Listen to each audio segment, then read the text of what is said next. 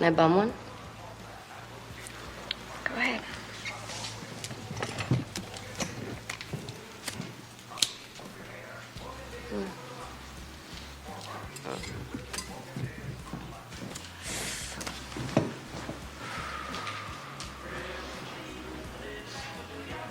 Hey guys, welcome back to my channel.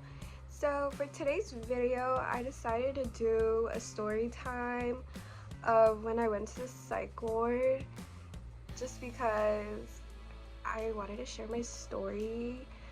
And yeah, it was nothing like Girl Interrupted though, I'll tell you that. I've been there twice. So the first time I went, I was a teenager, I was 17. And then the second time I went, it was in 2020. So it was after I graduated. So I think I was like, what, 19, 18? I don't remember. But I'll tell you both experiences. The first one was more different because, I was a teenager compared to like the adult ward. But I'll get into that. So yeah, so if you guys want to hear the story of when I went to the psych ward, keep on watching. Alright, so this all started in my junior year of high school. I was going through hell. My attendance was so bad.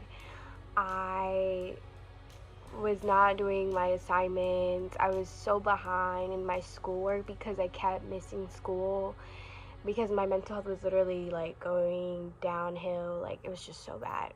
And on top of that, like, the school kept sending like notices like, oh, your child was absent for like 5 days. So all those notes, all those things were just adding up. My mom was pressuring me, kind of just making me feel like, instead of encouraging me to go, she kept just making me feel bad, saying, oh, you're not gonna graduate and all this stuff.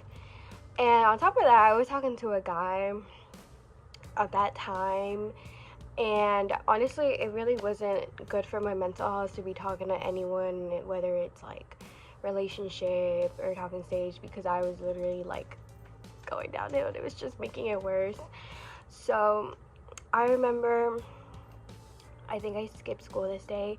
I don't remember if I went to school this day, but basically I was in my room and I don't know what was going on with me, but I was just really feeling anxious and stuff. And I was talking to this guy too, so I think that kind of just made it like a little worse. It just heightened my anxiety at that time and stuff. And so basically what ended up happening was I started having like a really bad panic attack, and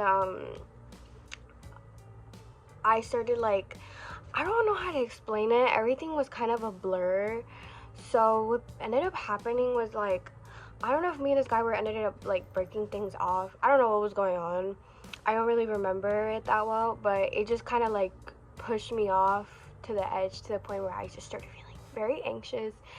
And so I was like, and it was not his fault because he had his own thing going on at that time. I was just not, in the right state of mind, of course. So what ended up happening was I started having like I don't know if it was a panic attack or anxiety attack. So I just couldn't stop. Like, when you like feel like you can't breathe because you're crying so much that you just start, I don't know what was going on with me. But my mom went into my room and kind of just like was like, what's wrong with you? Like, what is going on? And I couldn't really like talk. Like, I was like, I don't know what's wrong with me. So she ends up trying to take me out of my room because I literally was not okay. And she was kind of like trying to figure out what was wrong with me with my dad. My dad was just sitting there the whole time. And so I start like shaking really bad. Like, my whole body like starts shaking really bad, to the point where I kind of just collapse. And my mom is trying to put me on the couch, but I'm just like stiff. Like, I can't move. Like, I was just very stiff. Like, my body was stiff that I couldn't sit on the couch. Like, I just kind of was like collapsing off the couch. It was so weird. And the worst part is that, so my sister was taking a shower at this time, And the worst part was, like, my little brother was there, my dad was there. My brother was, like, I think he was, like, in 5th grade, so he was probably, like, I think he was, like, 10 or 9, I'm not sure. So I was, like, collapsing and stuff, and my mom was just trying to calm me down. Like, she's just trying to get me back to, like, a normal state, but I just couldn't. So my dad was watching the whole time, and he was like, oh, she's faking it, she's crazy, like, she's just doing this for attention.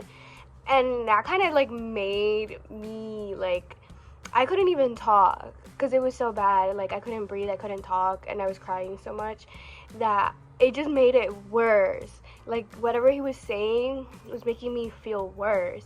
So my brother, like, was like, he was kind of like, shut up, something's wrong with her, and you're not even, like he was kind of, like, you know, trying to defend me and kind of trying to, like, you know, he knew something was wrong with me. He could tell, like, he knew something wasn't right, even though he was 9. I feel so bad, because, like, how come my little brother understands me more than my own dad? Like, what's wrong with you? But my mom was kind of, like, also like, shut up, she's panicking, like, she's having some type of attack, and you don't even care. And he was just sitting there, like, watching me the whole time. Like, you didn't, like, sir, like, what are you doing? So what ended up happening was that my mom didn't know what to do. So the thing is, she couldn't drive. My dad could drive, but he didn't feel like, you know, obviously he wasn't even helping in the situation. So there was no point of asking him to take me to the hospital. So what ended up happening, my mom ended up calling the ambulance herself. And they ended up coming. They thought it was, like, more of, like, a severe, you know, like, because, you know, they show up for something more, you know, severe and stuff. But they ended up seeing, like, how, like, the state I was.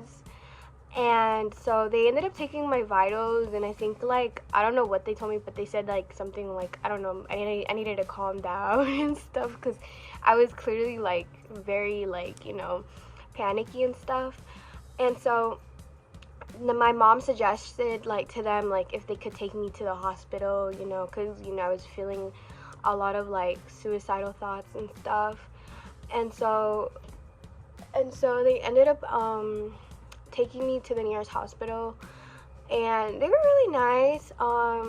They were trying to make the situation more calm, and honestly, it made me I felt more safe with them than with my dad. And they were really funny. Like, they were just really funny. I remember one of them, I think, had, like, I think he was colorblind, because he said I had my toenails, like, baby blue, or I think it was baby pink. I don't remember what color they were, but I remember he said, oh, those are pretty, I think they were baby blue. I don't remember what color they were, but he said something like they were, like, a pretty pink or something, and I'm like, they're blue. But yeah, no, they were so sweet. And, like, I remember, like, there was so much traffic on the way there that they literally ended up, like, putting the sirens on just so we can get to the hospital faster. I thought that was really funny. And my mom was with me the whole time.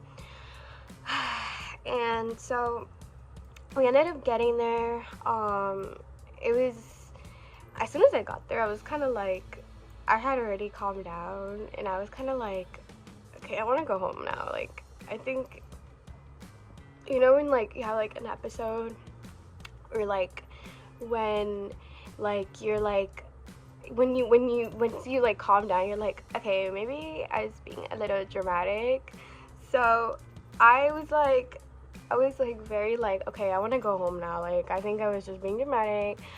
But my mom was like, no, we're staying here because you need help. Like, you need help. And she was kind of trying to talk to me into, like, you know, getting help, because I hadn't been diagnosed with anything. I was 17, so I was definitely spiraling with a lot of things and stuff. So I did end up staying, because I was like, yeah, maybe I do need help, because what if the situation happens again and I don't, you know, what if something bad happens, you know, you just never know. So I ended up staying because I know I cared about myself, I cared about my siblings, and I cared about my mom at that time and stuff. So I ended up staying, and so what ended up happening, I think I had to stay there overnight. So because they didn't have a unit ready for me, since this all was, like, you know, at night and stuff. So I remember they put me in, like, after they put me in the ER and they asked me all those, you know, questions like, oh, why are you here, you know, why, you know, all those questions they will ask you, you know, when you're like about to go and be admitted and stuff. So they put me in like a nightgown, they gave me like the grippy socks and stuff, and they put me in like this room. I think my mom was with me here, I don't remember, but it's all kind of a blur. But they put me in this room, and I basically, like, they put me in this room, and it was like I was here, there was another person here and another person here, and it's like all like, you know, like there's walls between us and stuff. And then there was like a nurse just standing there, like sitting there staring at us, kind of like like making sure like we weren't doing anything like, you know, we weren't supposed to be doing. And so oh, sorry. And so yeah, no, they put me in there, and it kept me there overnight. And then I think, yeah, I remember the next morning they were like, okay, they have a bed ready for you, so we're going to transfer you to the behavioral place. I don't remember what it was called. So yeah, they ended up they took me in a wheelchair, they put me in the ambulance, like strapped me, like, yeah, they strapped me up on there, and then they were transferring me to the psych ward.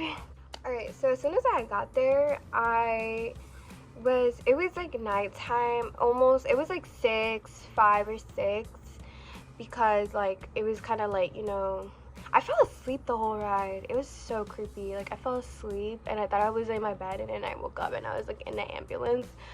And I remember I got there, it was so cold. So this was like, so the night that it happened, it was October 10th. So this is like October 11th. So it was really chilly, and I remember like they were taking me in a wheelchair inside the hospital. And I remember getting there, and I remember seeing like this guy. He was also like in like a gown just like me, and like he was just kind of waiting there. And so they ended up like putting, like, you know, searching me, like all the procedures they do when they admit you and stuff. And so they start, and then they have like my dad ends up coming, like I think he ends up coming to this, because I think they needed both my parents there. And they put us like in a room, and like they ended up just like kind of telling us like, okay, like the treatment plan, and basically like if I want to be on medication, and like, you know, because my parents have to be there for that, and like basically the procedures of like the programs for me to, like, you know, get out, and, you know, the fastest way for me to, like, you know, get the help I need and then get out of there and stuff and go back to like my regular life and shit. So they have me in there, and then my parents end up going out. They end up leaving out after that. And yeah, and then I remember like I wasn't crying yet, but I remember it was like at night, so I ended up going to meet like the girl room. Like there was a girl, so in the okay, so I was in like so for the psych ward I was at, so there was like a boys' day room and there was a girls' day room.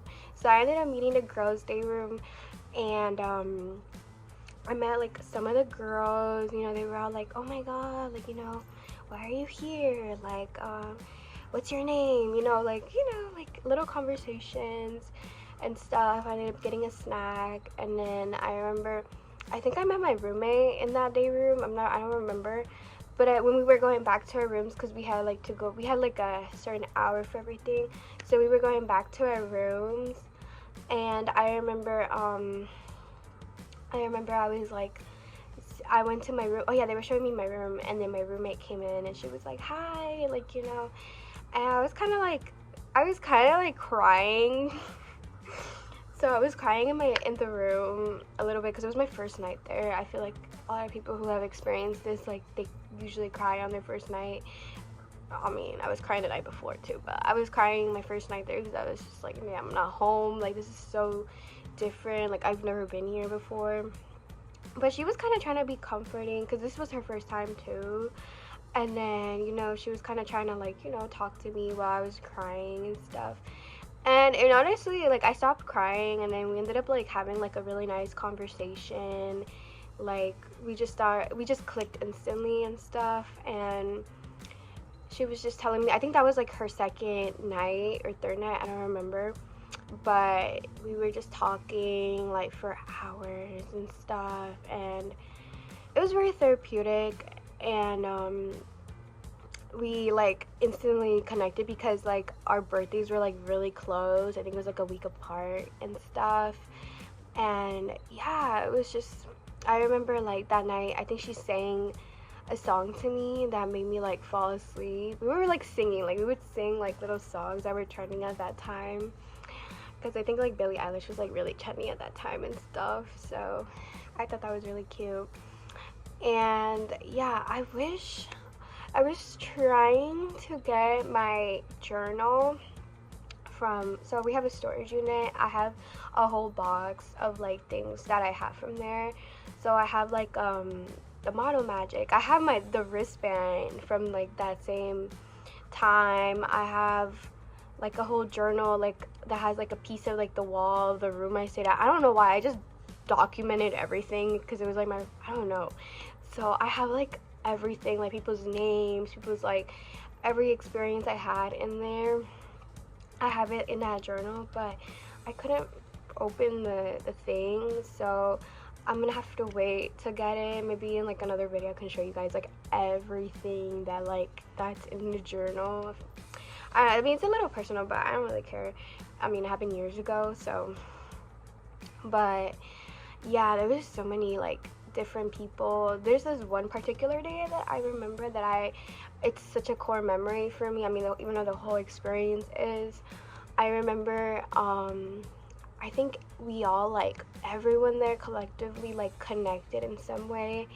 And I remember during rec, like we were all like just like playing, and like we all sat together, and it was just like such a nice like experience. I don't know, I really remember that well. And I remember like we were all sitting in a bench outside, and then we were all like all of us, like since we were all teenagers, we just started singing that one song from XXXTentacion. It was Fuck Love. I remember we were all singing that. It was, oh my god, I just remember.